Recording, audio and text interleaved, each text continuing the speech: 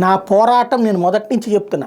మహామహాశక్తులు వాళ్ళు, ఒక రామోజీరావు గారు, ఒక రాధాకృష్ణ, నేను ఆఫ్టర్ ఆల్.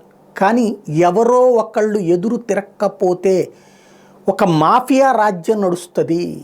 దానికోసమే నేను ప్రస్తావించేది. నచ్చచ్చు నచ్చకపోవచ్చు, ఏ ముద్రలు వేసినా నేను పట్టించుకోకుండా ముందుకు పోతున్న కారణం అదే. ఎందుకు అంటే చాలా రాక్షసత్వంతో ప్రవర్తిస్తున్నారు. ప్రజాస్వామ్యాన్ని, మీడియాని మాఫియాలాగా తయారు చేసి తొక్కి పడేయాలని చూస్తున్నారు.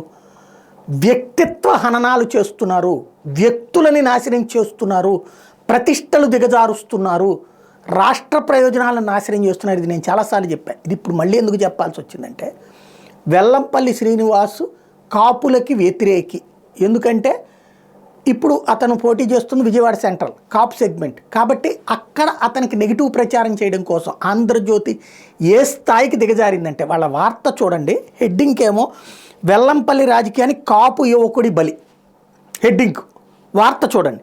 విజయవాడ సెంట్రల్ నియోజకవర్గంలో దేవీనగర్కి చెందిన కైకాల చరణ్ మృతిపై కాపు నాయకులు బగ్గుమంటున్నారు. సెంట్రల్ నియోజకవర్గ వైసీపీ ఇన్ఛార్జ్ వెల్లంపల్లి శ్రీనివాస్ ఒత్తిళ్ల కారణంగా చరణ్ చనిపోయాడని కాపు సంఘాల నాయకులు ఆరోపిస్తున్నారు. దేవీనగర్కి చెందిన చరణ్ తొలి నుంచి వైసీపీలో చురుగ్గా తిరిగేవారు. మల్లాది విష్ణు అనుచరుడిగా గుర్తింపు పొందారు. అదే సమయంలో చరణ్పై పలు ఆరోపణలు కూడా ఉన్నాయి. అసలు పాయింట్ ఇక్కడ చూడండి. అతను కాపు యువకుడే, కానీ అతని మీద ఆరోపణలు ఉన్నాయి. అందుకని అతన్ని పక్కన పెడితే ఇప్పుడు అతని చావుకి కారణం పోనీ ఏమన్నా సూసైడ్ చేసుకున్నాడా, మర్డర్ చేసుకున్నాడా అంటే మందు తాగి చచ్చిపోయాడు.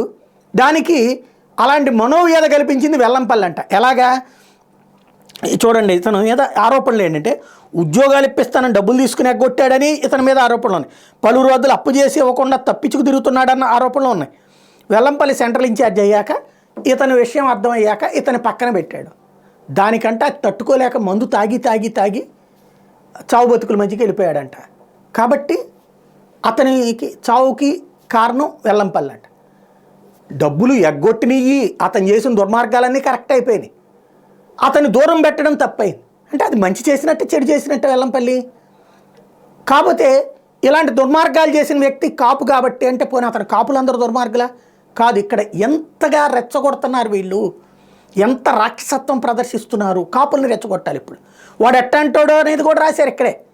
మళ్ళీ అట్లాంటి వ్యక్తిని తిప్పనీయలేదని చెప్పేసి వెల్లంపల్లి ఎట్ట చేశాడని రాస్తాను. అసలు వీళ్ళకి మానవత్వం ఉందా? ఇంత రాక్షస జాతి ఎట్టా పుట్టింది ఈ దేశంలో, ఈ రాష్ట్రంలో అనేది అర్థం కావట్లే.